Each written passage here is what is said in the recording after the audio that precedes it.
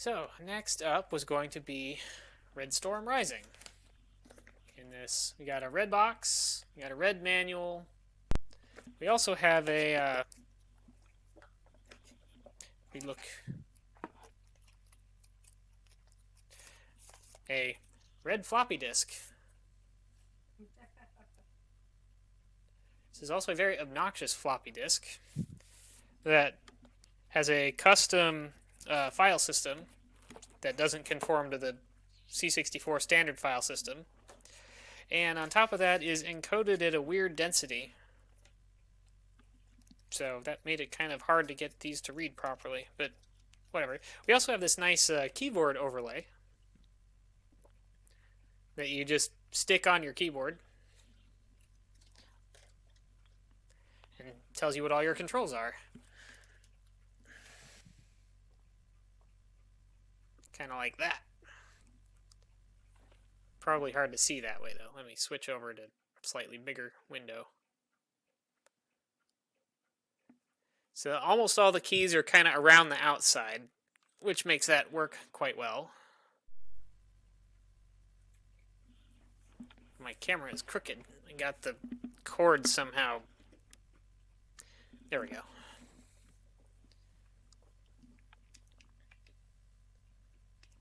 Okay, let's see. Games, boxed. Red Storm Rising. This is one of very few games that I have in a box but didn't have as a kid. This one, my parents got me for my birthday. And finally getting around to streaming because I finally managed to get the thing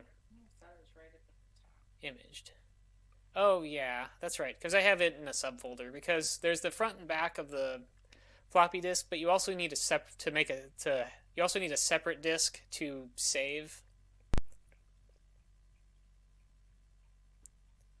So yeah, we have Red Storm A, Red Storm B, and then my save disk on the bottom, and to save the Hall of Fame and stuff too. This disk should be read only, right?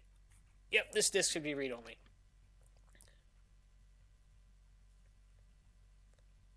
Not all tracks were saved. Save disk. No.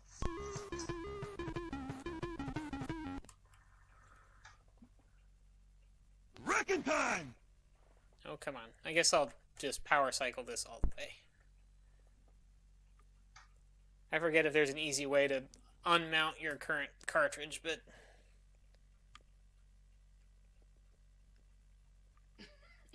earlier I thought I was going to have a problem where because my flash drive kept disappearing on me, but it was just loose.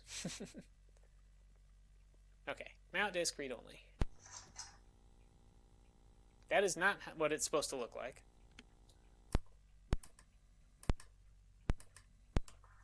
Reset. Okay. It's probably okay. Now, on top of having all this physical copy protection, this disc also has manual-based copy protection, so you need the manual to play it. So you have to... Okay. Oh, this one probably doesn't like having the REU set up. Okay, so, right. Maybe this is the one that the REU can't be enabled for. Save changes. Mount read only. Reset again. Oops. Does not work if I use my Raspberry Pi keyboard.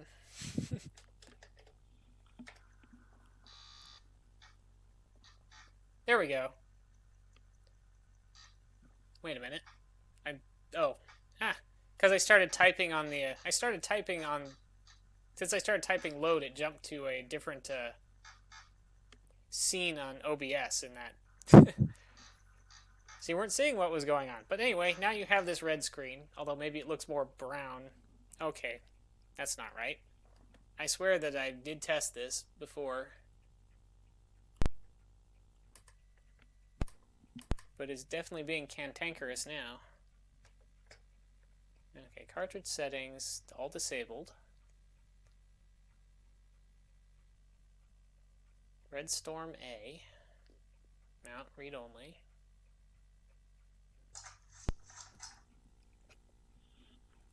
Let me double check that I'm loading it properly. Maybe this is one of the non-standard ones. Where's the manual or the technical supplement? Mode star, comma 8, comma 1.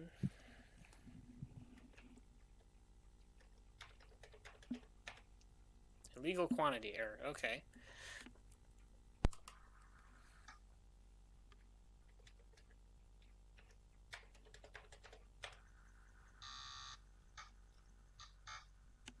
Red screen.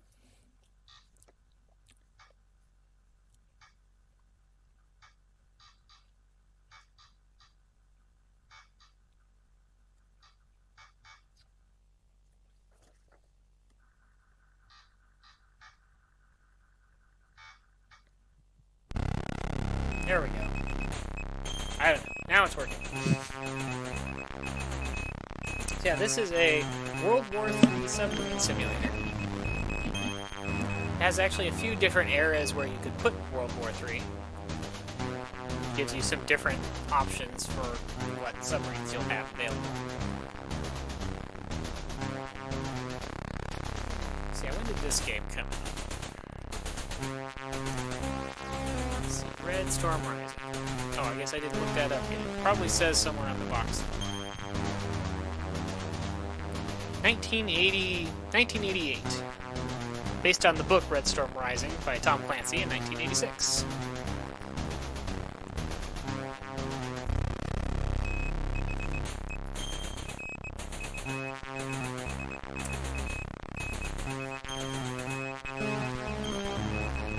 Like many games of its time, it comes with a product catalog so they can sell you some of their other games. But they actually have a lot of really cool games in here.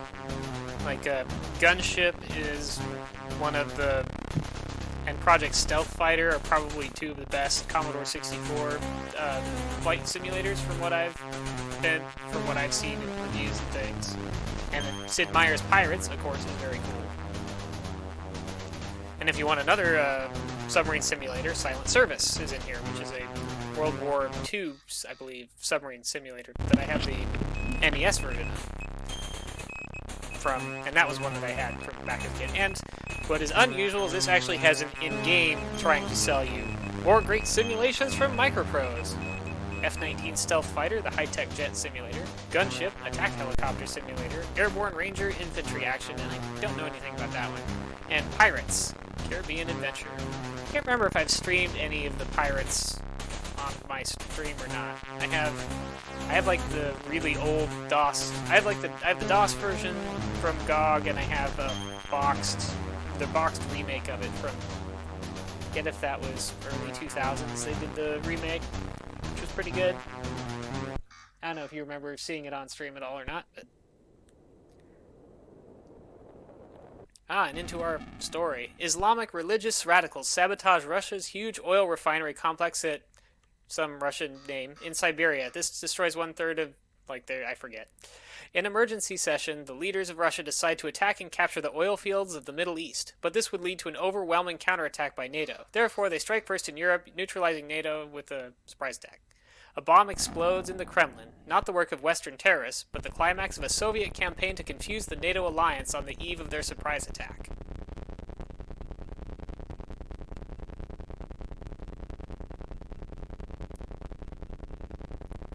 So this is our setup for what's triggering this war.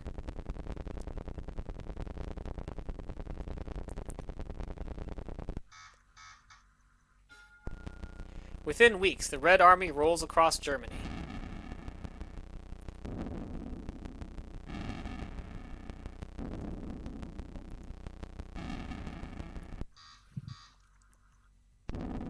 Meanwhile, enemy amphibious forces at sea seize easy targets. Suddenly, NATO is faced with defeat unless it can regain control of the ocean.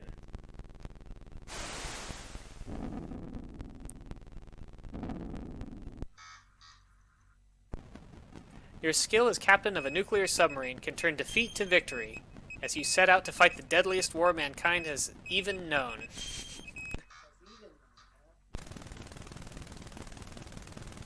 Your tasks are Legion. Vital supply convoys carrying troops and supplies to Europe must be protected.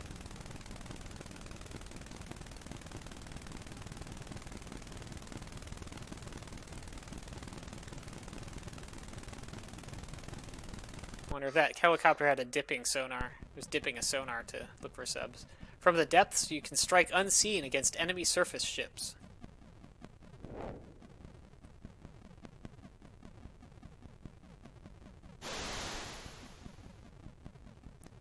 Yeah, Harpoon and Tomahawk missiles as well as torpedoes.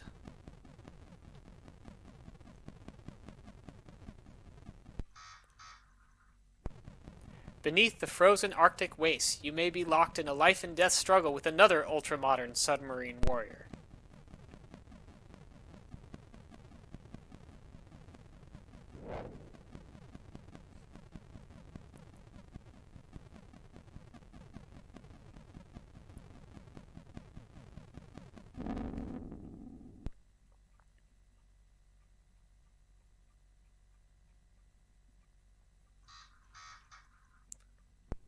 Your sub can strike deep into enemy territory with long-range cruise missiles. Actually, never seen had a anti-ground attack come up, but your skill and courage can topple a militaristic clique within the Kremlin, leading to peace and victory, or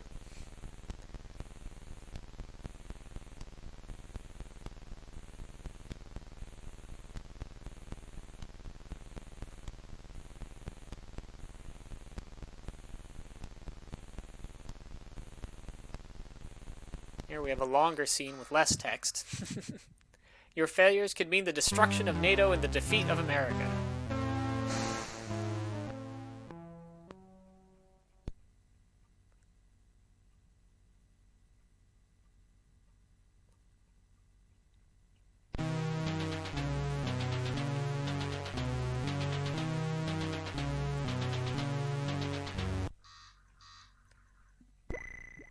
Will you be just another casualty of war, your only monument a twisted steel tomb at the bottom of the sea? That shark clip, that kind of looks like another sub, except its tail moves. Or will you return in triumph to a nation saved from destruction and defeat by your courageous actions?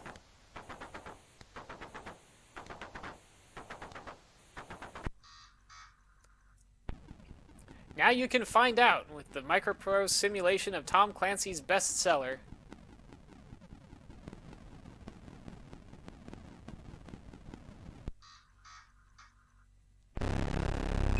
And then I guess we loop back to the title screen.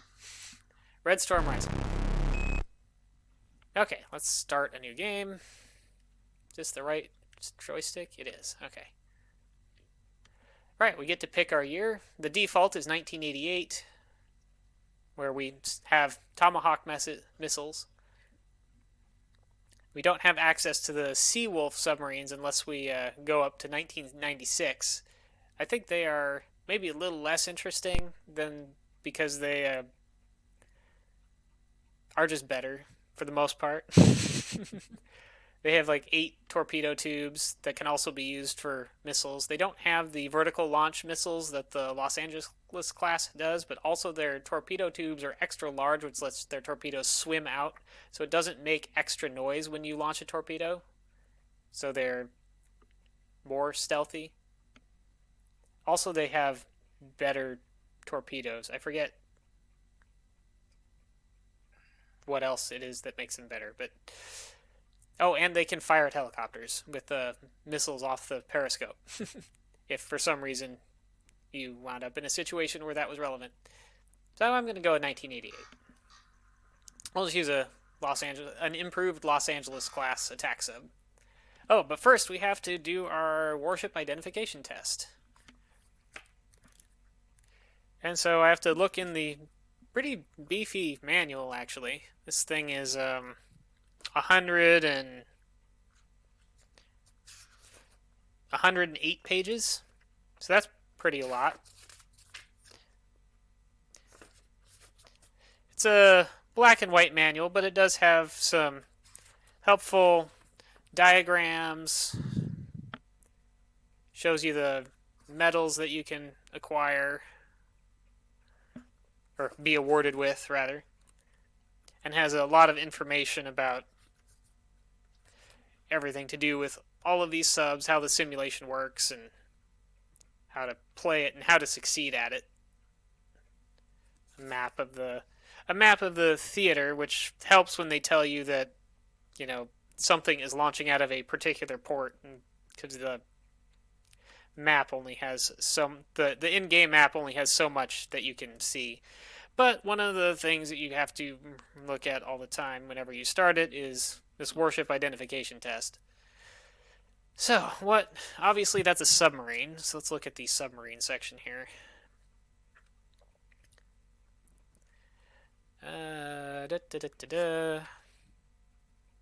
This does not look like any of the US submarines, so it must be a Russian sub.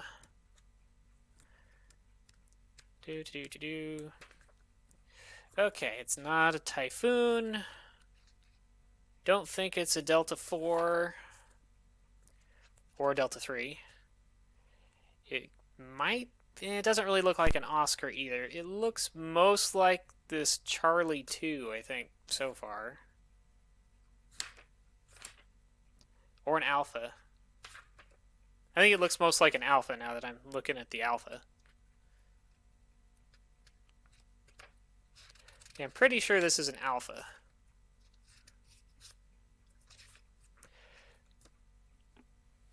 The world's fastest and deepest diving warship class, giving it enormously tactical advantages. There's typo in the manual here, too. Let's try Alpha. Correct. Bureau of Naval Personnel Detailer requests that you type your name. Justice. Commander Justice, USN, report immediately to your boat berthed at Holy Loch, Scotland. And yeah, we have a few options here. I'm going to go with the improved Los Angeles class nuclear attack sub. You can also, I can't pick Seawolf because it hasn't been built yet. And you can also do random, essentially. But yeah, we're going to go with this one. You are assigned to command the improved Los Angeles class submarine USS Key West. And now we finally get our difficulty levels. I'm going to go with Serious, because I think normal was a little on the easy side. I'm not sure don't think I've tried Serious though, so this might be too hard, but I don't know. For those who find the normal level unsatisfying.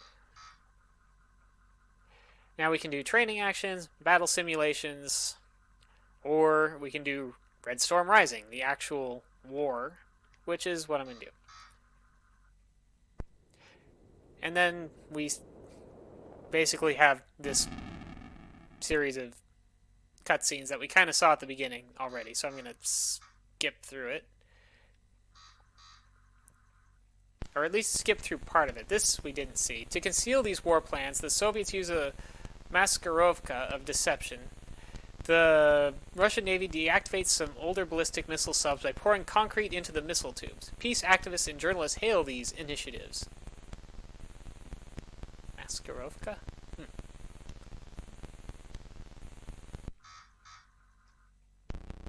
Meanwhile, the Soviet armed forces step up training to a fever pitch. Soviet plans and doctrine insist on the need for a quick, decisive war.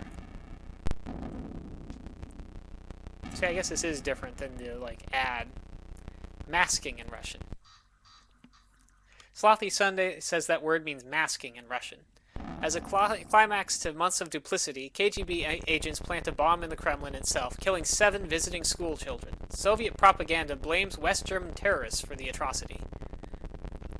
They basically got it right, a deception technique. I suspect that they took that straight from the Tom Clancy novel, although I haven't read the book.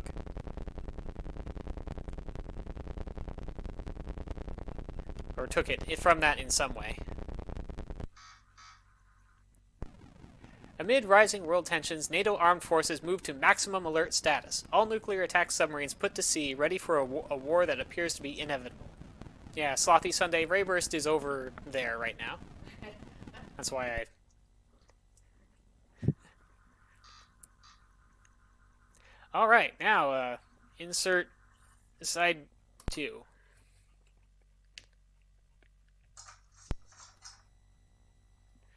Oh, please don't be like this. Oh, it's gonna be like this, is it? I swear I did test this a bunch, but it's being... Maybe it'll recover. Maybe it's recovering.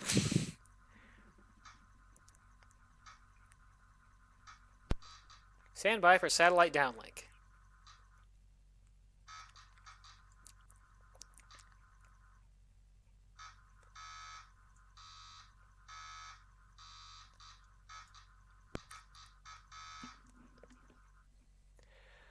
Alright, reconnaissance data indicates that an enemy surface warship strike group is leaving Murmansk. Intelligence estimates that it will patrol along the Norwegian coast up to Trondheim and then return. You are ordered to intercept and destroy this task force. Other enemy submarine and ASW forces are probably operating in this vicinity. So I can also engage the wrong targets and sink them, which helps my rating but doesn't complete this mission. So yeah, and is going to head towards Trondheim. I'm looking at my map, so that's pretty far along the coast of Norway that it's going to be shuttling between. There's probably going to be another... Alright, then I can adjust my weapons. I've got basically a full load of Tomahawk anti-ship missiles in the vertical launch tubes, and none of the land targeting Tomahawk missiles. I have some harpoons and some torpedoes and no extra Tomahawks that I can fire out my torpedo tubes. All my systems are operational, and so now I can start moving. Heading out from England. My sub is the little yellow icon. This map shows lines of sonar buoys, as well as spy planes, which periodically, when they get near enemy groups of ships, will reveal them. Warsaw Pact assaults storm across the east-west German border. Although prepared for an attack, NATO forces are badly outnumbered. They fall back, giving and taking heavy losses. And so the war is happening while I'm doing this, and at the bottom you can see how things are going, for whether it's favoring the Pact or favoring NATO. And the map will also update. See, I want to go after this surface ship. The speed that I'm going and my relative position with the enemy groups will also affect the starting conditions for any engagement I have. Ship status. Now I want to see the ocean. Oh yeah, I should probably load some things. Let's load a couple torpedoes. Now let's just load torpedoes. I'll just use the vertical launch Tomahawks if I need to fire any missiles for now.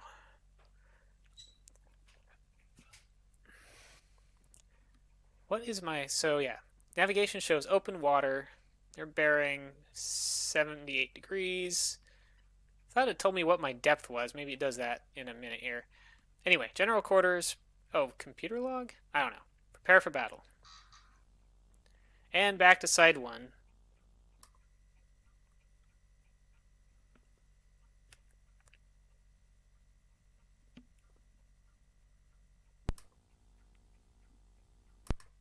There we go. Mount disk read only.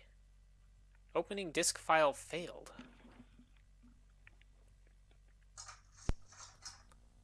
Yeah, it is definitely acting up a bit.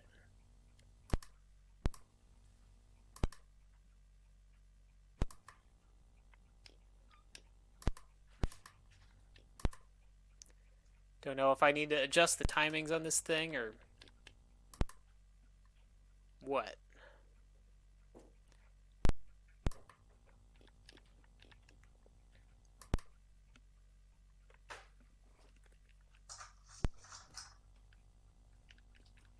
I don't know, it might be busted. Let's see.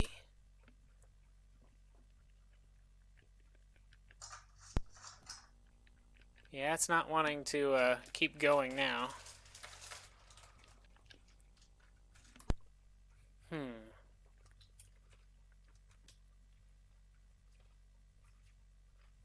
Let it sit here for a few seconds and then see if it wants to.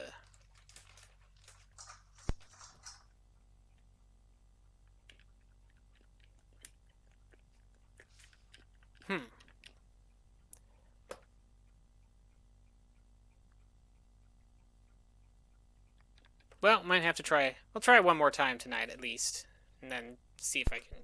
I'm gonna unplug the cartridge and plug it back in and see if it'll be more kind.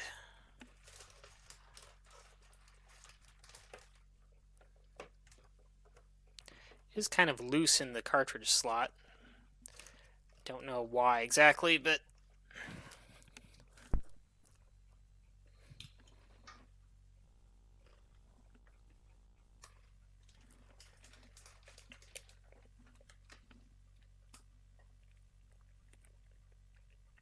now my screen looks real fuzzy. That's weird.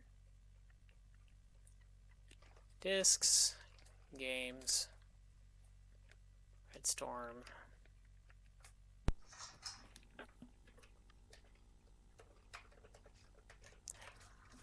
Can skip through most of the everything more quickly, I think, if I try, so.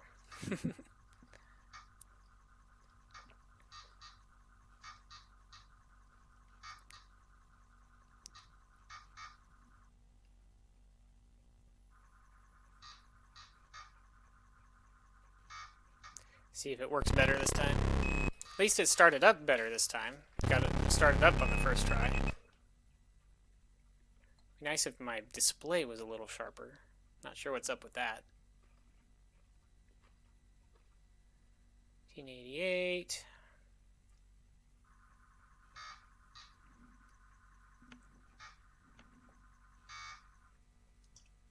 Oh, right. And I gotta identify another warship. Okay, this time we got a surface ship of some kind. Those are a little harder to find usually because there's more of them. That one looks like this one? This might be a... Yeah, it's got a helicopter on the back. It's got that little dish towards the front. Yeah, this looks like the CG Kara, which is a large anti-submarine ship. Correct. Okay. Oops. I just tried to type in the stream computer again. Okay. This time we're going to be in the USS Chicago.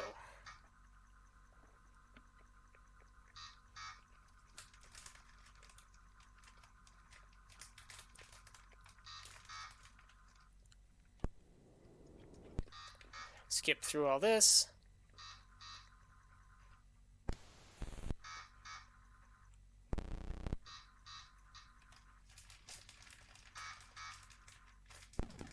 Skippity skip. Now let's see if we can change discs successfully.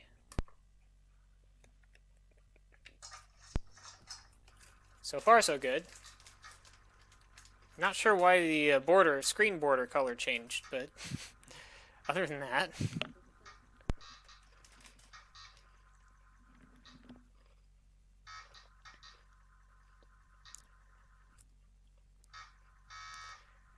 I could probably play with the actual disc, I just am a little afraid to. Theoretically, I could also remaster the disc, but that seems extra tricky. Intelligence data indicates the enemy plans an amphibious landing at Reykjavik in southern Iceland. A task force with landing ships is leaving Murmansk now. You must intercept and destroy this force before the landing occurs. NavOps is depending on you. No other ships or planes are in position to intercept the enemy in time. Okay? So yeah, from Murmansk to Reykjavik.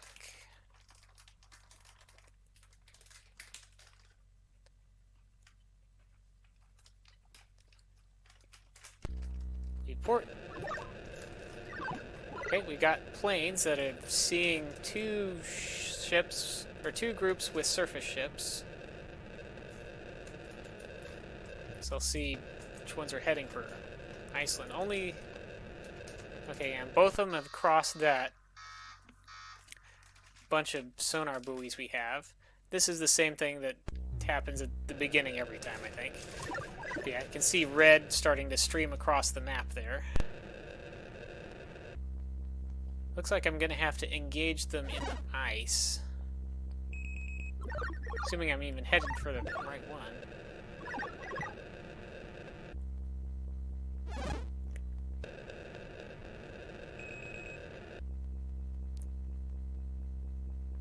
That plane probably spotted me. I'm going to sit here and... Okay, sonar contact bearing 11 degrees. Navigation shows drift ice. That means that our missile launches will sometimes hit ice and fail, which can be inconvenient. So I'm just going to load with torpedoes. It also affects how sonar operates, because the conditions of the surface affect how sound transmits across the surface of the water. Okay, let's see if we can flip back.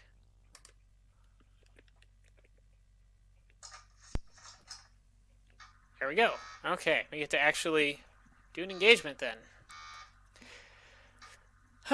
See if I can remember how to actually succeed at this, considering that I'm also playing on a higher difficulty than I have before. And I haven't done it in like a month or two. Make it exciting.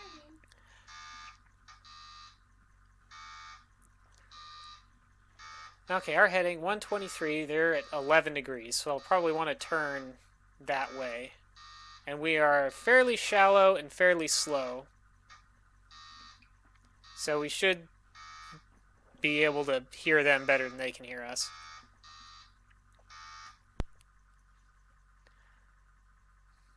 Yeah, ice flows, strong surface duct, and weak thermal layer. So using the thermal layer to hide is not going to be effective. And strong surface duct means near the surface, I can probably pick them up and they can pick us up from a greater distance than normal. Let's look at the... So let's set course 000. Stay at 4 knots. And check the sea conditions. I'm above the thermal layer, though not by very much. Yeah, we got one unknown contact up there. Yeah, we are currently only picking up on passive, so I might want to go shallower to see if I can get my towed sonar above the thermal layer. Because our submarine has active sonar, you ping things, but that also tells everybody anywhere in the vicinity exactly where you are. You have the your passive sonar, which is just the microphones on your sub that can listen for stuff. You also tow but that gets interference from the sounds that your own ship is making. You also have this towed array of sensors that are towed behind and under your sub that typically can pick things up better because they don't have your sub interfering with it, but the cable can get all jumbled up when you turn or accelerate and decelerate. That can make it stop working briefly as well. So yeah, definitely got a ship up there, but the contact is very weak. Basically, where it says sensor 9P, that means I'm picking up that contact on passive, with the passive sonar, and that it's not very strong. If it gets up to 16, I'll start getting a better solution and can probably identify what it is, but now it's probably I need to move a little faster in order to get up to where it is and keep up with it.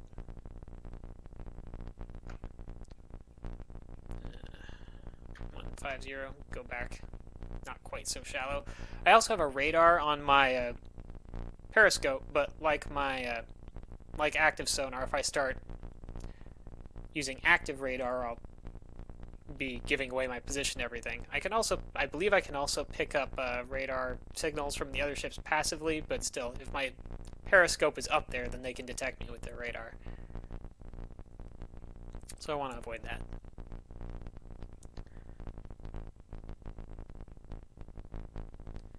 Let's see, somewhere in here.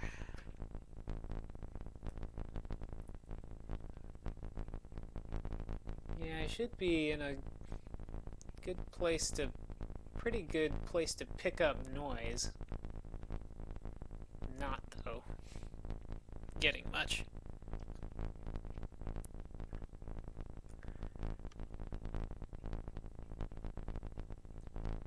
I can go faster than this, but I think if I do go faster, that I might start cavitating and make a lot more noise. But let's see. Go. Also head a bit more northwest. Yeah, I'm cavitating. That's no good.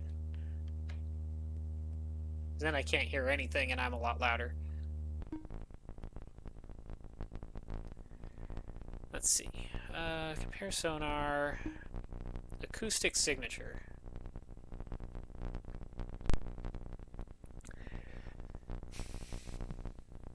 So based on what my sonar is reading, I might be able to identify the ship. But I'm probably not getting enough detail to do it yet. At least on the lower difficulties, the game will do the identification for you, but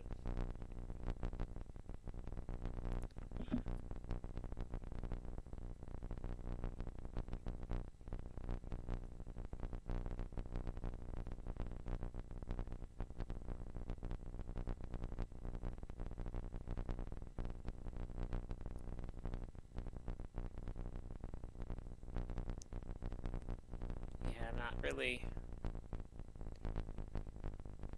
Don't really think I'm getting enough to tell what that is. And I just lost contact with it for that matter.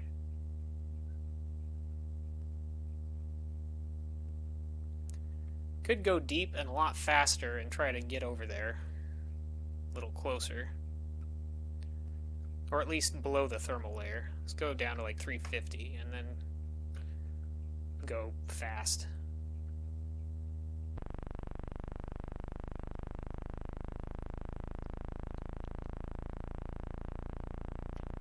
Make sure I am actually getting below it. Yeah. Thermal layer at 282.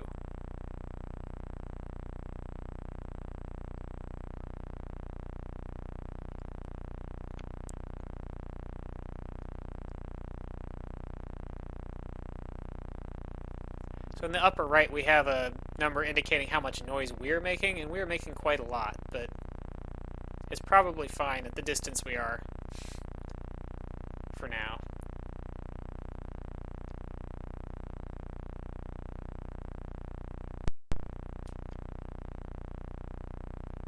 Just try to close the range somewhat and then slow down and have a listen again.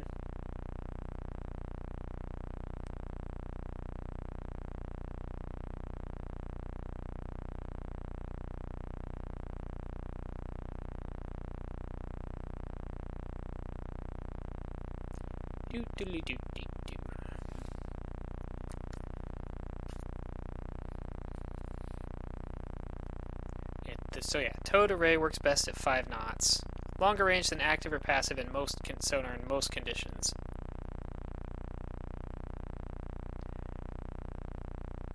Oh, interesting. The passive sonar only is limited to a 300-degree arc. I guess I sort of knew that because I didn't think that was true at 0 knots.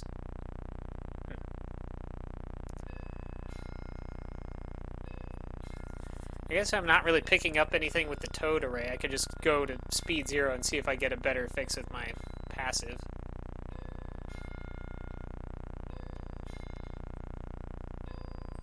We should be a little closer now. Let's see if we can slow down and hear anything.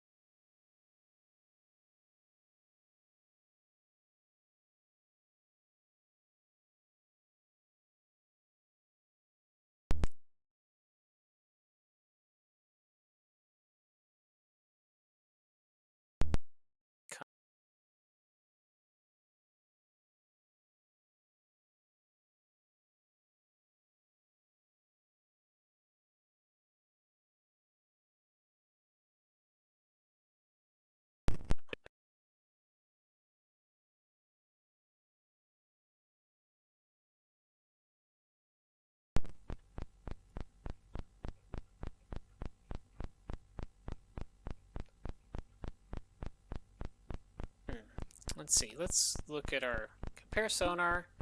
If I ID'd those ships, it'd be able to tell me how their sonar compares to mine. Yeah, I saw it was glitching. I think it's done glitching at the for the moment. It's also showing that my whether it's also comparing like whether my passive or towed are working better than the other. It looks like I'm actually getting more data from the passive, so I'm gonna stop completely because I've almost got a good fix on one of these.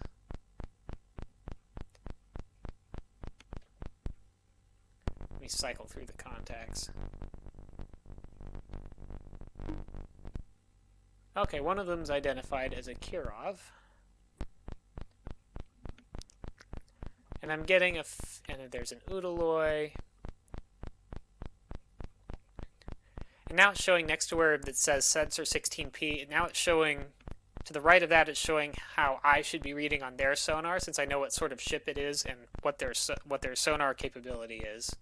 It has an estimate for how close they are to detecting me. That's negative 42, so they can't, even if I fire a torpedo at them, they wouldn't be able to, they wouldn't hear it.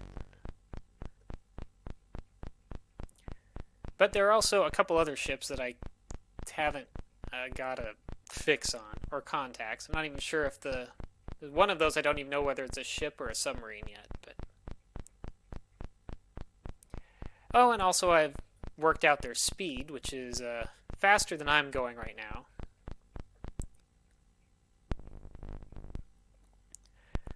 I'm still pretty far away. Let's zoom in here. But I might be able to get a torpedo. What's the range? I could definitely launch missiles at them, but if I launch missiles, they'll see it. And a lot of my missiles are going to blow up on the ice that I'm underneath anyway, so my missiles may not work that well. So ideally, I want to engage these with torpedoes.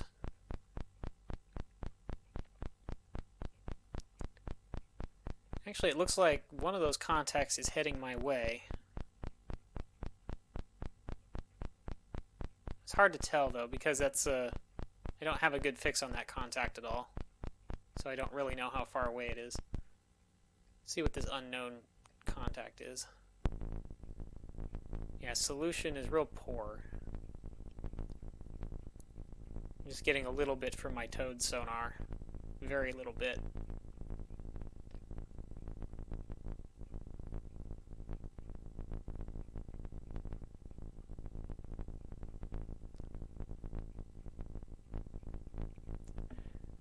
So I'm going to go deeper again and try to close the distance before I do anything too crazy here. Go to power level 3, should bring me up to 15 knots while I get down below the thermal layer. That little arrow in the upper left where it says depth, that little up arrow indicates that I'm above the thermal layer. Once I get below the thermal layer, I'm going to go more power. Because I can go faster than those ships are going. I just want to do it when I can be a little bit harder to hear. Because I'm very loud when I'm going this fast. Let's go all the way down to, let's go down to 800.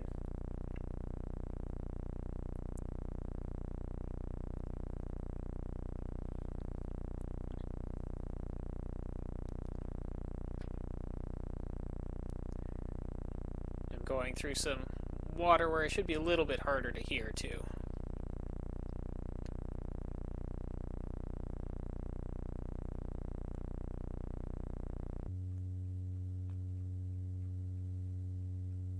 But yeah, being this loud, I can't hear them anymore. So either. So I can't see them, and hopefully they still can't see me, because hopefully I'm loud, but I'm not loud enough for them to hear from way up there.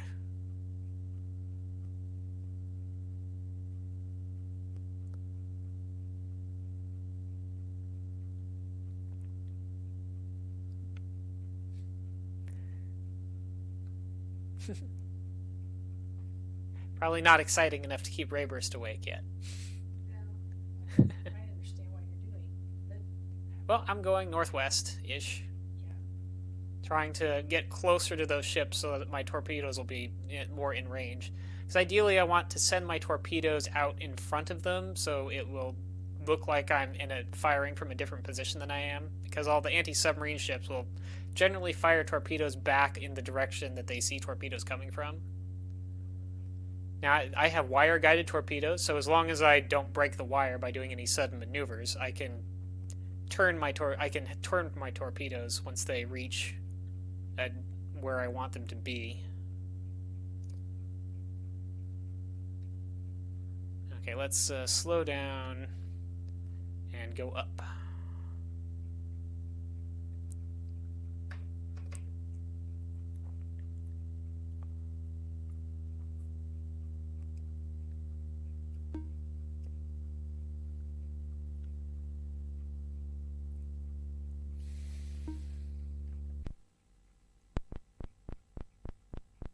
Looks like I'm a lot closer now.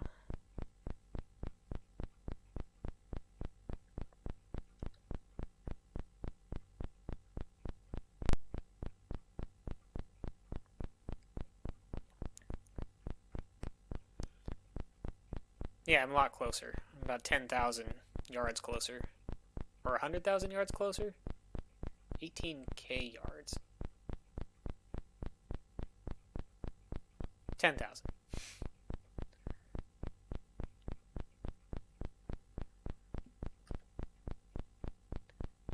So I'm only picking up 2 of the 4 contacts that I had before. That might change once I get a little closer to the surface. Oh yeah, there's that other unknown ship.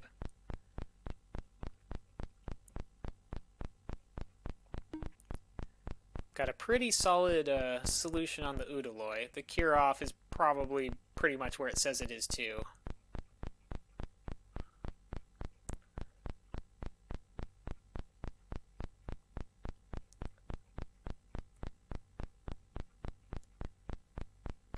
And it looks like neither of them can really see me, so I'm going to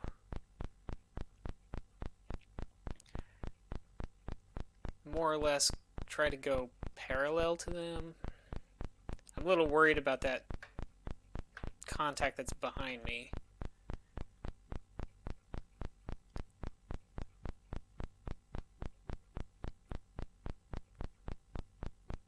But let's fire a couple of torpedoes up there and see what we can maybe hit.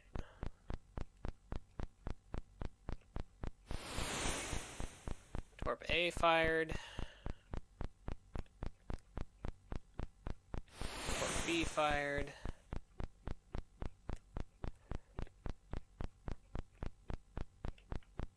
Torp C fired.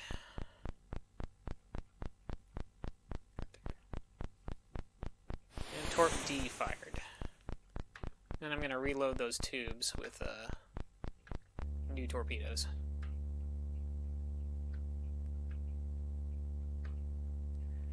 Now I don't want to change, I don't want to turn now until I'm done steering these torpedoes around. I can, basically the cursor is the direction that they're trying to get to. Once they get to where that cursor is, they'll go active and start using active sonar to search for targets.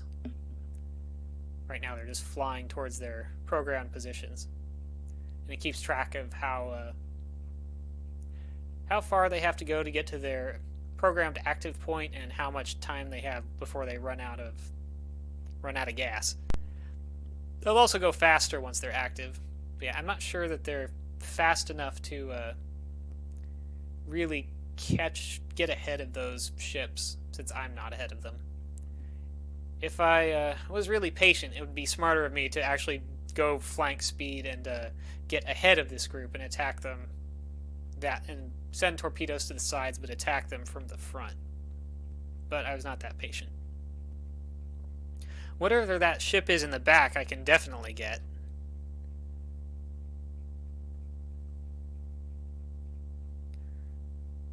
If I want to try. I might just let the Kirov go. I'll send Torp C more straight and try to get that other ship from the north. That'll probably make the Udaloi want to swing around anyway, which will give my other torpedoes a better chance of getting to a good position to hit it.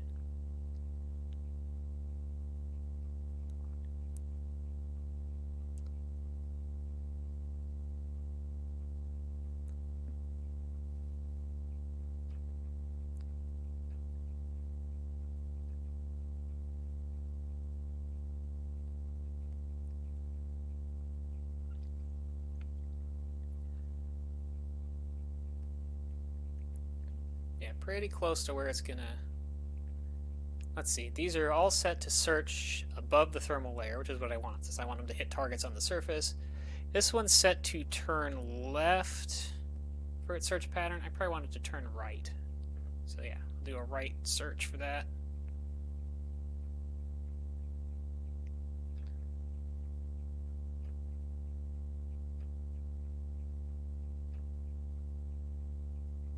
Kind of losing my okay, I'll have this torpedo now turn towards that other contact that I can't identify for some reason.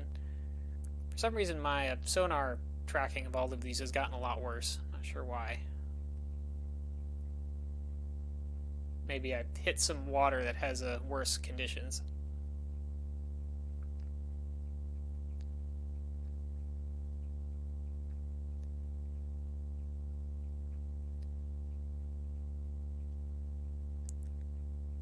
Torp C is active. I can also, as long as my wire is still good, I can turn it manually.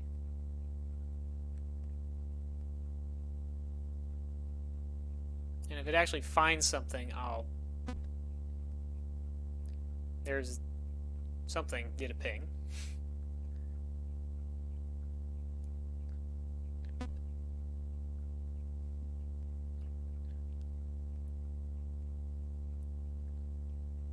Completely lost the Kirov. Oh, it's a Kryvak, and it's not where I thought it was. Turn this way. A sonar buoy? There's a sonar buoy in front of me. That's not good. That's probably gonna spot me. Anyway, Torp C is now homing on the Kryvak, so that's gonna almost certainly hit. I think it has plenty of fuel.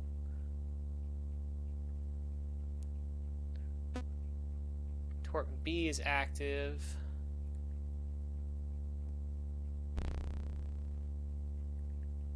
Heading 354. I want it to be going more like 135 to target that Udaloi. I'm definitely getting pinged. I probably should dive.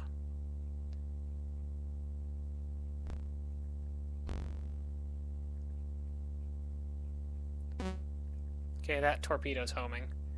I'm going to go ahead and go deep now. But maintain my low speed. And I don't know if I can view the sonar buoy as a contact. I don't know what it's... I've never seen one of those before. That must be because I bumped the difficulty up. They start lobbing sonar buoys, or maybe they have a helicopter with them. Oh, enemy noise jamming. Weapon control.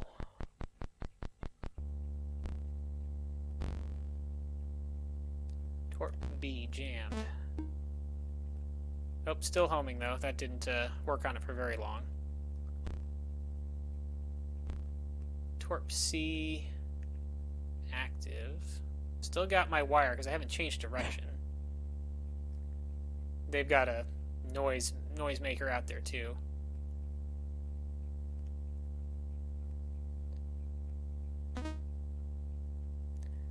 And it's homing again.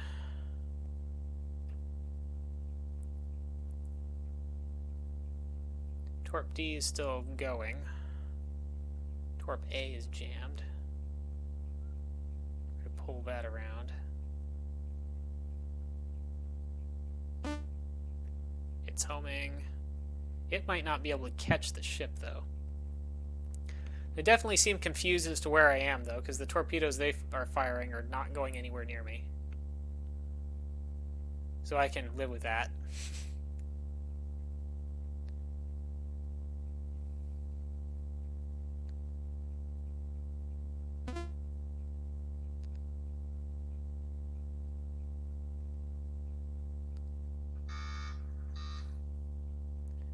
It looks like a hit. Cryovac 2 sunk by Torp C. One down.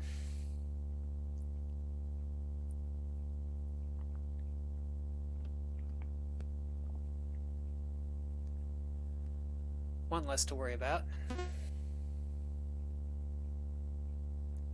Torp B is homing on something now. Not sure what it found. Not sure how much fuel Torp B has left. Torp B, time to run 405. Okay, that's yeah, they've got another sonar buoy that is still nowhere near me. So I managed to make Udaloy damaged by Torp A, so that didn't sink it, but it's probably not going anywhere fast now, so I can finish it off whenever.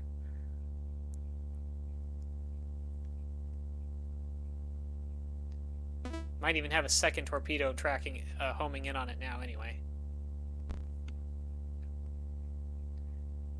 Torp D. Let's turn that Torp D this way towards that Kirov. Since I apparently haven't broken my wire yet. I'm probably going to need to turn, though, in order to head back towards those ships so they don't get away. There. I'll finish off the Udaloy. No idea how to pronounce the names of these ships, but pretty sure about Kirov is at least close, but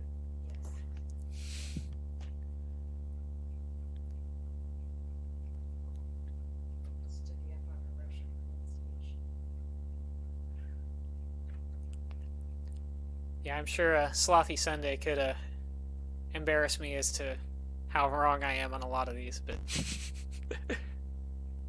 still have that Udalov?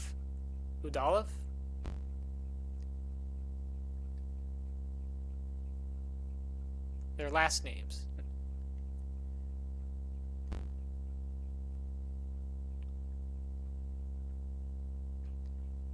Let's see, I still have this torpedo active. And that Kirov is probably looking for me. I think that's the other three torpedoes hit, I guess, so. Slothy's language courses. But yeah, at some point I need to turn around and try and figure out what that contact behind me is.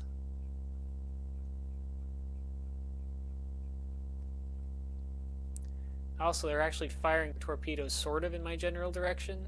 I don't think those are going to get that close to me, but in fact, maybe they've already expired. Either that or I've lost contact with them. Okay, I'm going 5 knots. I might be able to make a turn without breaking my wire. Course 000. This is partly to reestablish, see if I can reestablish a better contact, a better solution on that Kirov, and also because I'm concerned that that contact is right behind me, and I don't know if it's a sub or not. If it's just a ship, it probably won't pick me up since it's not using active sonar. Okay, Torp D has gone active. It was going slow enough when I made that turn that it didn't break my wire, but now it's homing anyway, so it probably doesn't matter unless that Kirov has a jammer that it can send out there.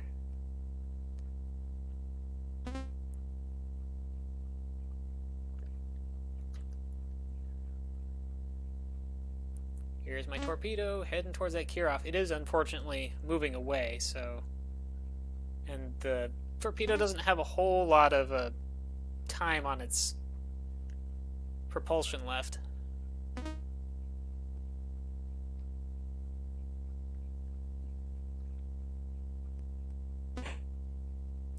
Noise jamming, but so if I didn't have my wire and it got jammed and lost the Kirov, it would just have to start going in, it would just go in a circle. it's set to go left, and it would just go in a circle until it ran out of time or hit or found something again. But that's a big looking ship. It probably won't sink it. Oh, it did sink it. Okay.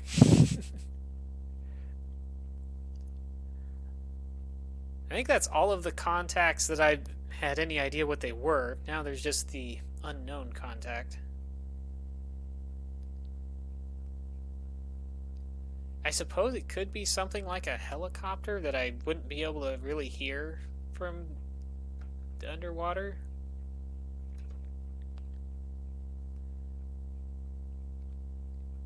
But I guess I'm gonna come back up to shallow-ish.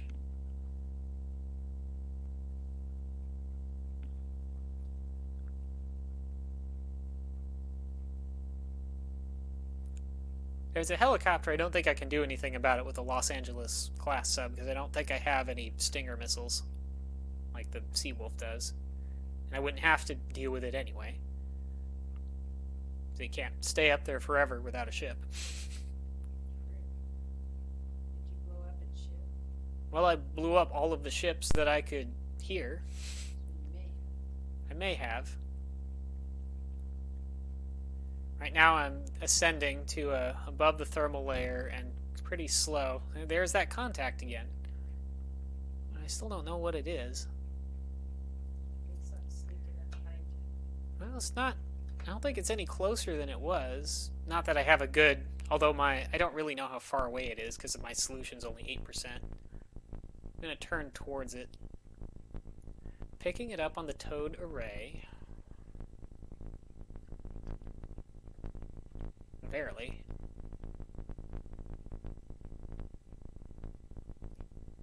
It's kind of right at the bottom edge of the detection threshold.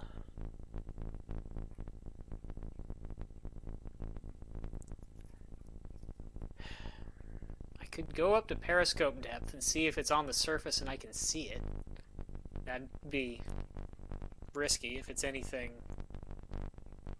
dangerous, and if it's a sub, that won't help.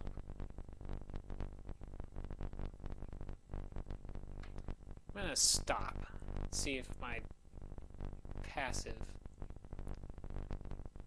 sonar gets me anything else.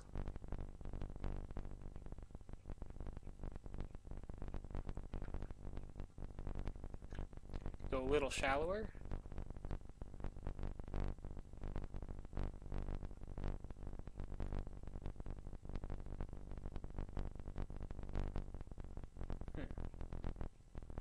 No, it seems like I have less detail shallower. That contact lost. Let's try going down to 200, so I'm not too far above the thermal layer. Oop, not weapons control, I want sea conditions. 322, so maybe I'll go down to like 300.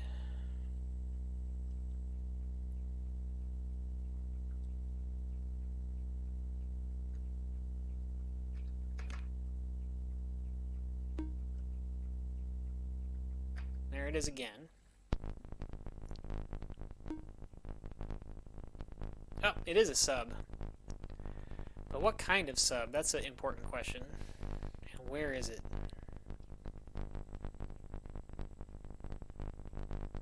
Okay, it's about the same depth I am, actually. As far as I can tell. Don't know what kind of sub it is, so I don't know how good its sonar is. It could be quieter and have better sonar. It probably doesn't have better sonar than I do, because at least according to this, NATO has better sonar than Russia, but it could also be an electric sub, which would be quieter than my nuclear sub when it's running on battery power. The diesel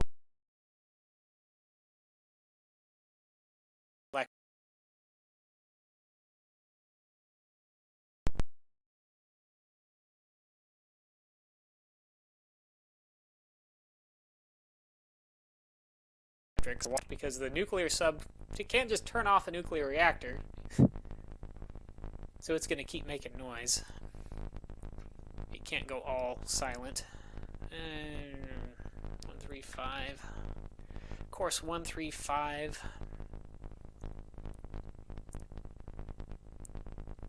I'm tempted to launch a torpedo.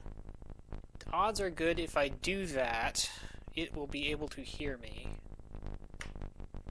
If it's also at all close to detecting me.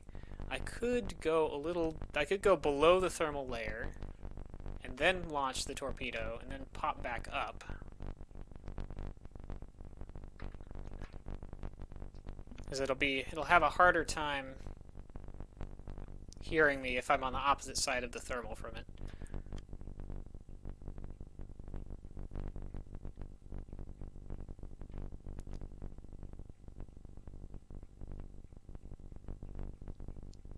Yeah, I'm gonna give, oops, wrong joystick. Oops, no, I don't want 10-degree right rudder.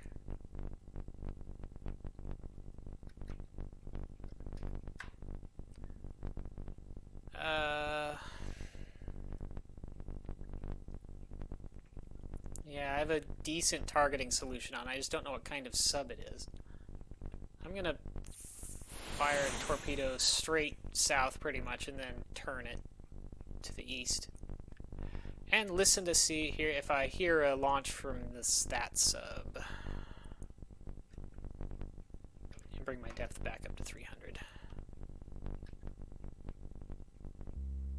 Also tell it to run shallow, because that sub, last I checked, was in above the thermal layer. And it's on a left search pattern, which is what I want.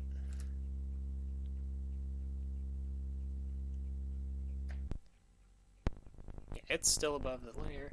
I think that my best estimate is it's within 5,000 yards, so it's pretty close to me. Also lost track of it, though.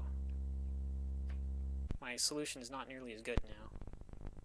Yeah, I've completely lost... Oh, no, I haven't completely lost it. I lost it a bit.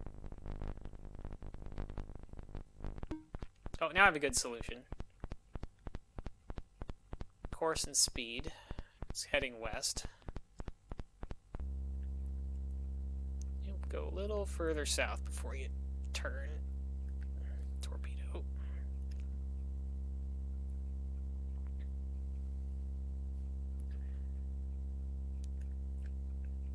And go right.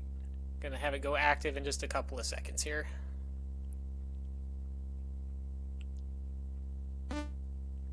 And it's already homing. So yeah, I put it right... It's a November class submarine.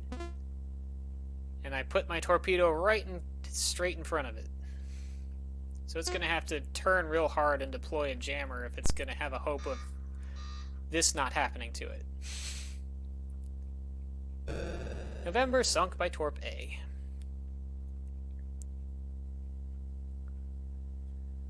Now the question is there anything that I haven't spotted yet? Also, let's go ahead and reload one of our tubes with another torpedo. We'll come up to 0.45 depth.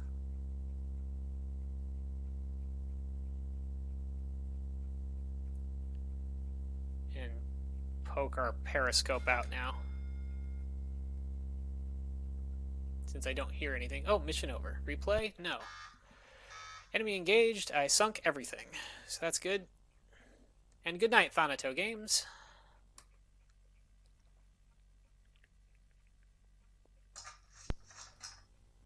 Oh wait, I want side 2, not side 1.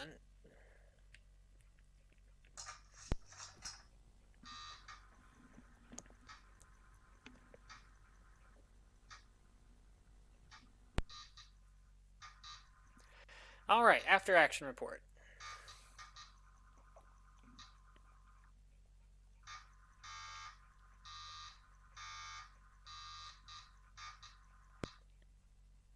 Enemy damage assessment 78. That's pretty good, actually. Maybe it increases the number. Congratulations on superlative effort. High enemy losses will significantly improve situation in this area. Unfortunately, contact data indicates the enemy was not your mission objective. Please continue. Current orders. Ends. Okay, I guess I gotta go intercept this other group now.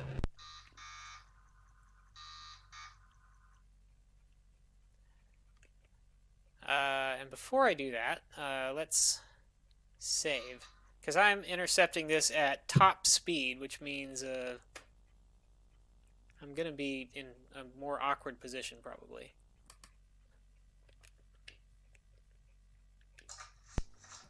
At least my disk swapping is working okay. I have to swap one more time, at least, before I can save, so fingers crossed. Save. Current game to disk. Game will be saved as Commander Justice, USN 3120 ER, USS Chicago, 6/17/1988. Insert a game save disk.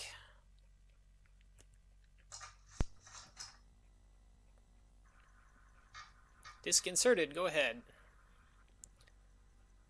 No room to save on disk. Choose which to erase. Okay. I guess I'll erase this bottom one.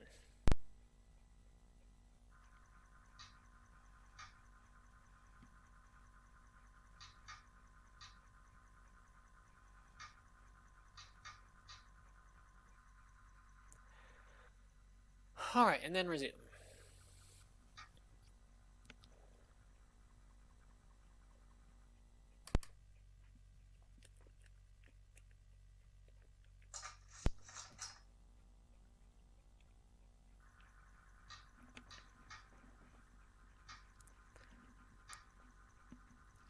It's like it's starting to get finicky again. But we got it. Our one engagement saved, though. Good. Resuming action.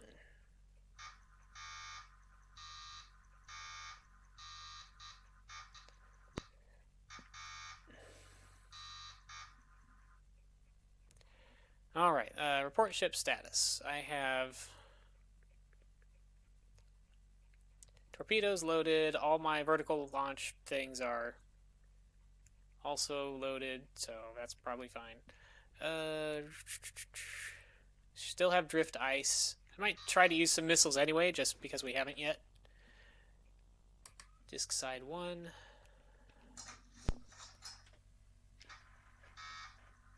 Well, this doesn't look quite right.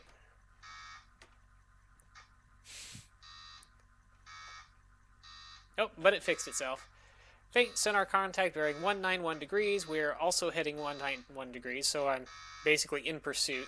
We are very deep. We are very fast. So the first thing to do is going to be to slow down and then try to figure out how far behind these things we are.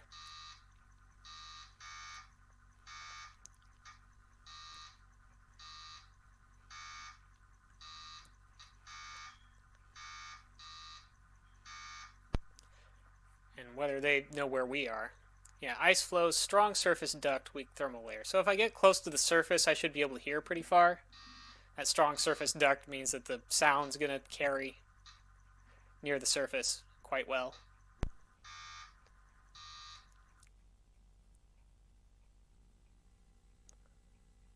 Okay, but yeah, first things first, let's slow the heck down.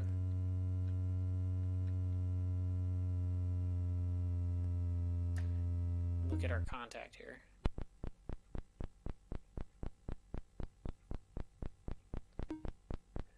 Moskva.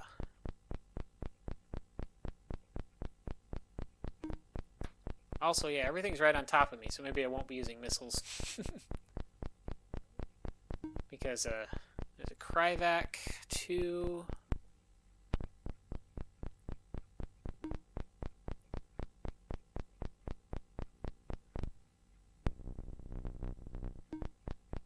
Sverdlov? I'm not familiar with that one.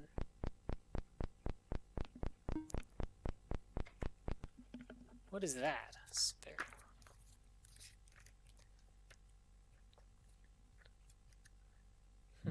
What are you? Kind of want to look and see what that is, since I'm not familiar with it. Where are the ships? Crime.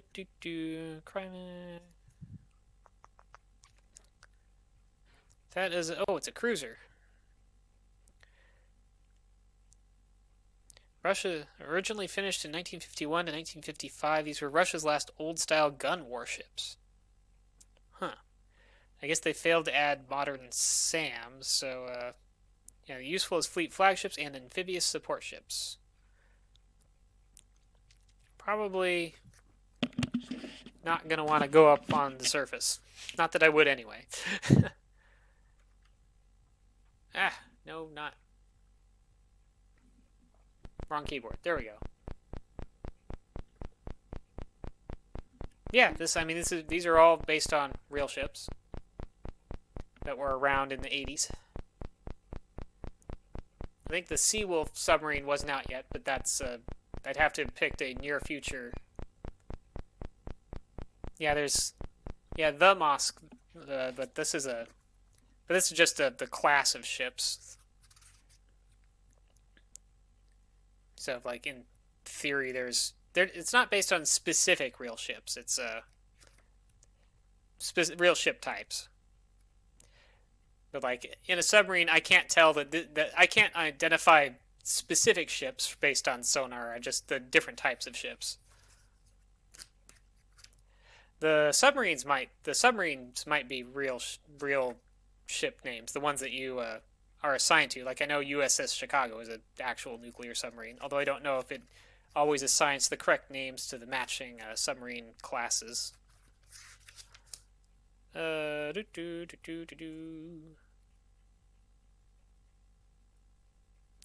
yeah, Moskva anti-submarine cruiser. The Moskva and Leningrad. I wonder if that's a typo or not.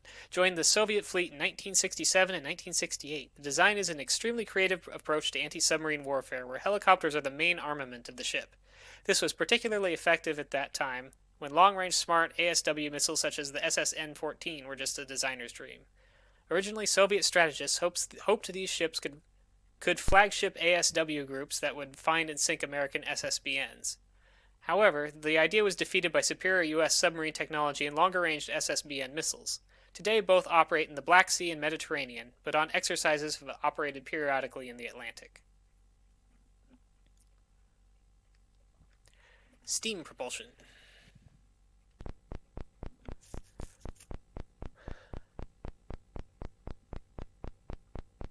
I'm going to come up somewhat shallower, but I am kind of like right under a bunch of these.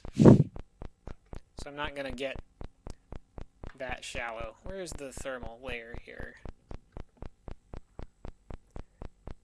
It's at 246. I'm just going to come up to like 300. Stay under that and see if I can get a strong sense of where these things are.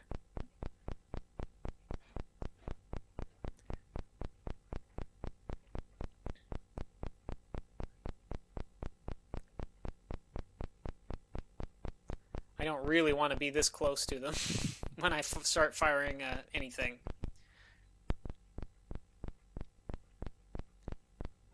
But yeah, I've got really solid contacts on all of them, so... And they still supposedly can't hear me very well. I'm going to slow down a little bit too.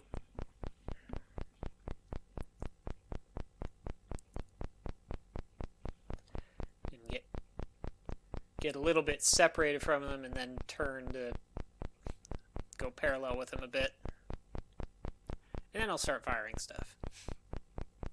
But not missiles at this range. The reason why I'd use missiles instead of torpedoes is mostly because they have much greater range. The missiles can be shot down, and of course here there's the ice flows, and they also reveal my position because they come out of water fairly close to where I launched them. Where if their equipment isn't sensitive enough to hear my torpedo, for my torpedo launch differential to register, then they'll only really get a clue when my torpedo goes active and they start picking up those. And that can be nowhere near where my sub is. Okay, let's set course 270.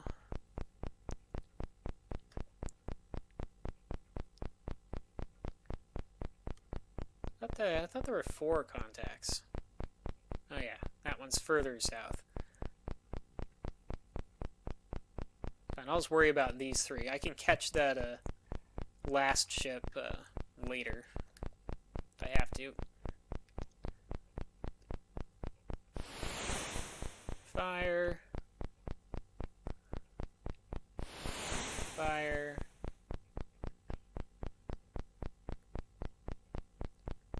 And fire.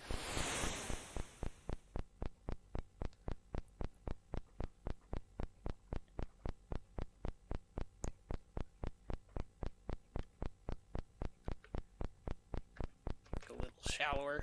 I'm pretty quiet right now, so. Oh, and also let's reload my tubes in case I need to fire more torpedoes.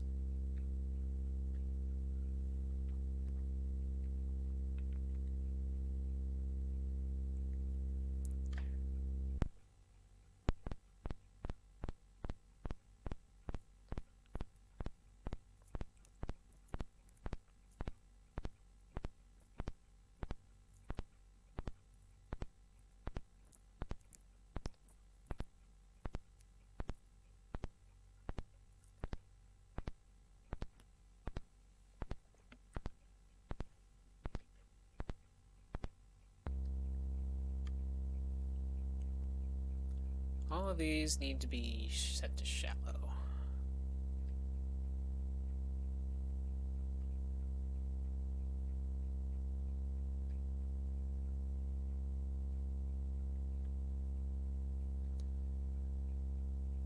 They defaulted to deep because I was below the thermal layer when I launched them.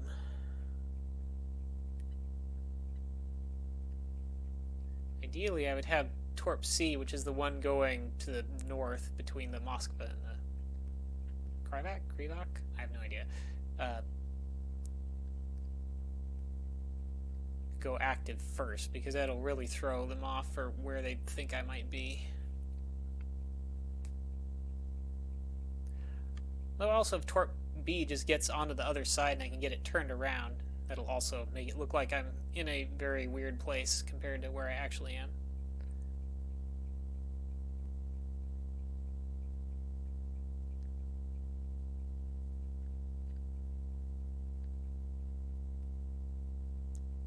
They did turn back towards me, so I wonder if they did pick me up somehow, or if they're just...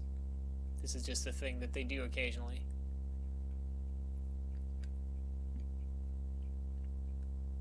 I guess they're not really heading towards me. They just kind of, two of them turn southeast.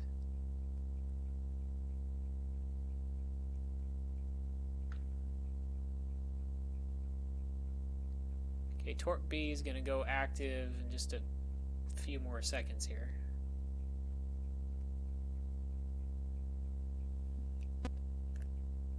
Active.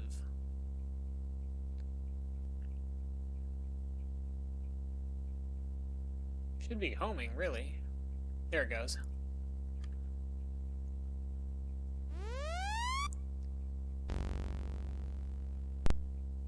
Active sonar. I'm gonna go deep then.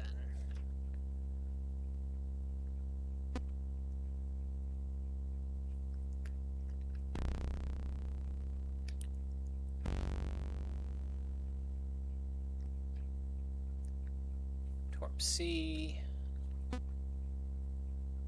Oh, Torp C. I need to send it southeast quite a bit. It kind of went... I didn't adjust it for how the ships turned like I probably should have.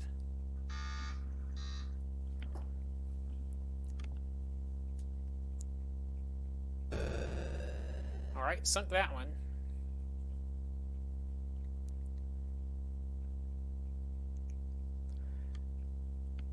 And their torpedoes launched, but I'm pretty sure they're heading away from me.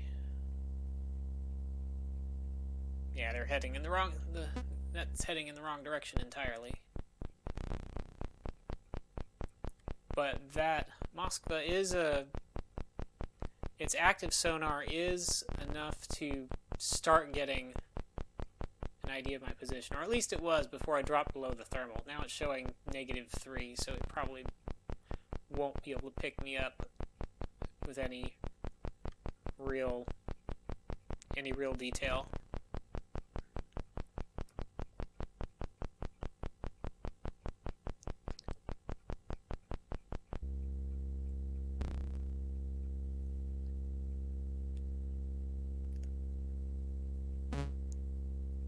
Torp Torp C is homing. That's good. Torp A is was about to go active. I'm going to have it go a little further.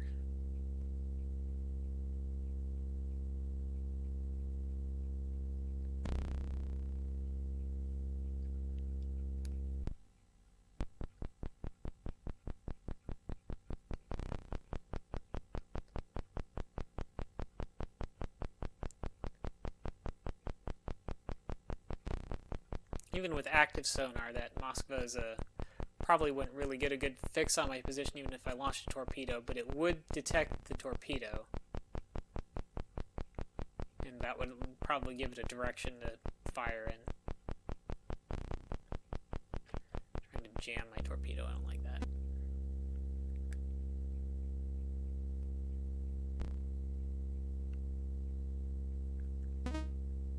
Torpedo A homing. Torpedo C has lost its target, but I can just turn it back in the right way. Now it's seeing the jammer, but just have to get past the jammer and should pick up the Moskva again. Come on. Oh, yep, it's homing again.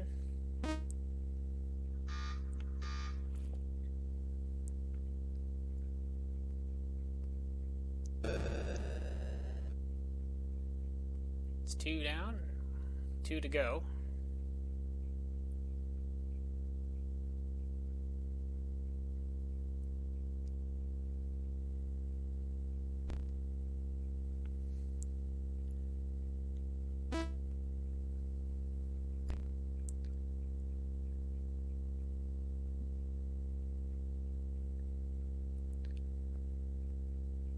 As soon as that torpedo hits, I'm going to turn and start pursuing that last ship.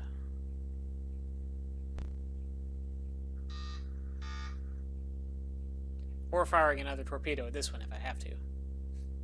Oh yeah, that didn't, one torpedo wasn't enough for that. But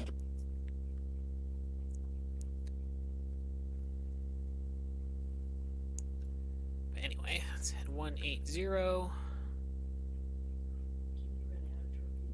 Yeah, I only have so many torpedoes, but I have another, like, I have like 8 left or something.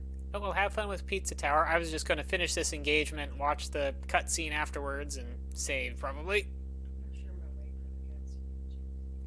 Because probably it'll probably is around the time where it'll have a war update.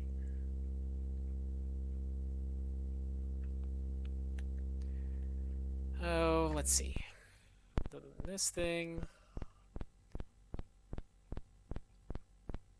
Okay, it has no idea where I am. I think I must have damaged its sonar because it's not pinging me anymore. And it's not gonna. I'm too deep and too quiet right now for it to pick up even my launch.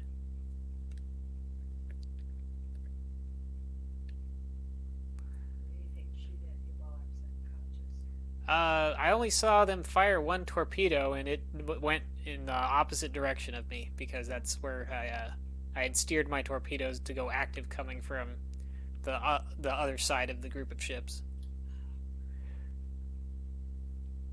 Then they were, by the time they got there, once they went to active sonar, I dove too deep, and they weren't able to get a good fix on me.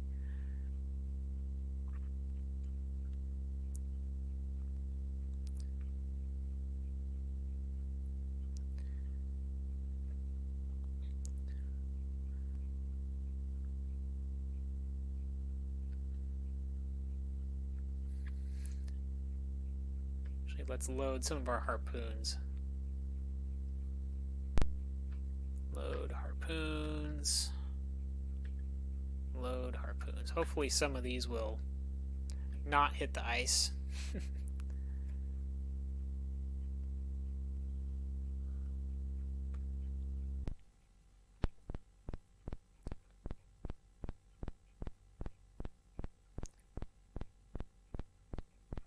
Huh. That ship has got kind of quiet. Which is, okay, now it's louder. Now it's trying to move faster again. put out a jammer, but my torpedo's coming at it kind of from the front, so that jammer is not going to do any good unless it manages to turn real hard.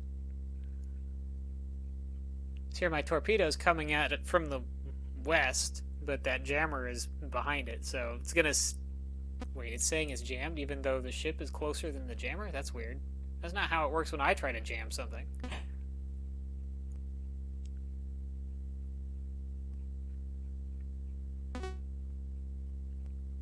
Okay, got it. That should sink it.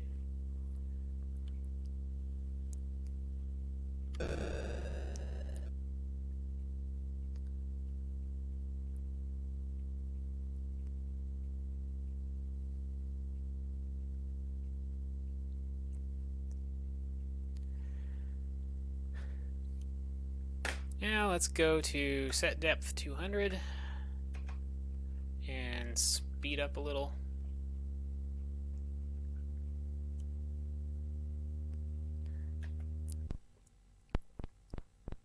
You got 2 more? One more that I know of, but I probably would have at least got a questionable contact of something else if there was something else. Even though it's probably not the smartest thing to do in this situation because of the ice, I'm going to try and take this last ship out with harpoons. I don't think it has any anti-submarine weapons anyway. I think this is the troop transport or amphibious landing craft that those other ships were escorting. So I'll fire a harpoon at it. Launch failure, ice. Try again. There we go. The harpoons are not as powerful as Tomahawk, so it might take 2 harpoons to finish it off anyway. Well, I lost track of it, but hopefully the harpoon's radar will see it when it goes active. Yep, it did. It just changed direction. And harpoon. They skim the water and then go up. And hopefully don't get shot down.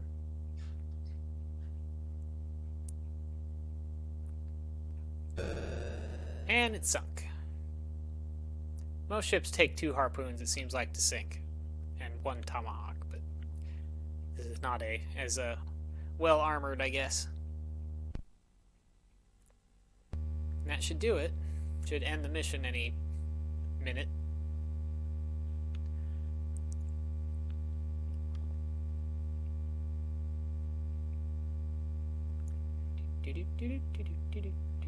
Replay, no. And sort res storm disk side 2. Hey, it worked.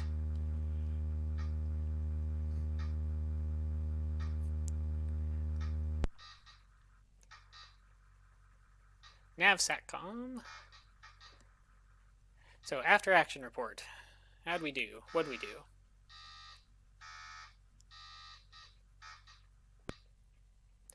Enemy damage assessment 36. That's a lot lower than the last one. I guess it was...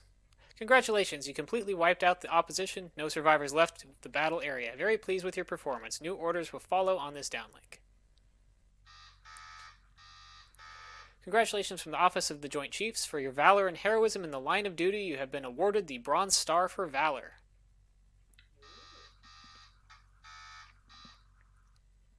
With the danger of packed amphibious attack removed, NATO transfers garrisons and strategic reserves to the front lines in Europe. NATO forces renewed their artillery and helicopter attacks on packed forces near the east-west German border.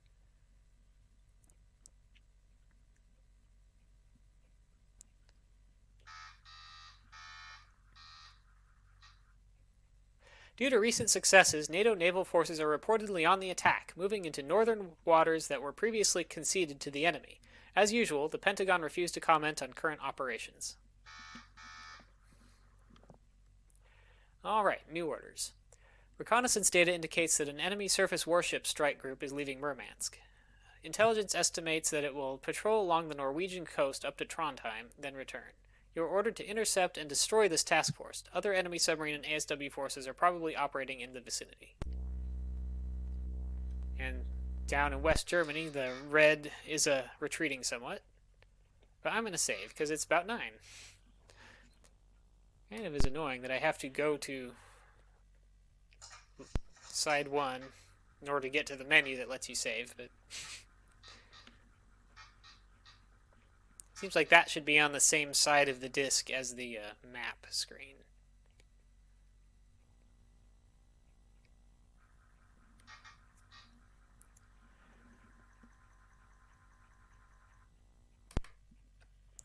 Save disk, mount disk, disk inserted.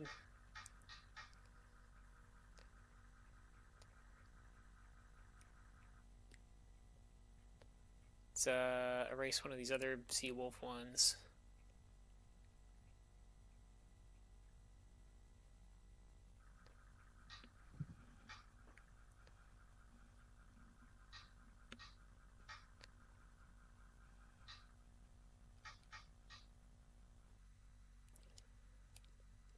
And at some point, you run low on torpedoes and missiles and things. You have to go back to port and rearm, and that takes additional. In addition to the transit time, there's some additional time it takes to actually do the rearming. So sometimes. You only do some in missions. Well, and then you can go continue whatever your current mission is, but it gives more time for whatever the opposition is doing to do what it's doing. Honor roll there might be honor roll on this disc. Let's see. No, nope, guess not. Alright, and that's going to be all for this stream, I think. My next stream, I was planning on doing more Red Storm Rising. I might change my mind before then, but that's still kind of the plan, to try and get through at least part of a Red Storm Rising campaign. If not the whole thing. I think the campaign generally always ends with you having to go and sink Russians' nuclear ballistic missile subs, which is sometimes a challenge. But there's at least a decent variety of different missions you have to do. Pretty randomized, although it kind of, as the war focus shifts one way or another, it does shift what kind of missions you get, it seems like. So yeah, that's going to be it. Hope everyone has a good night, has a good week, and see you next Tuesday.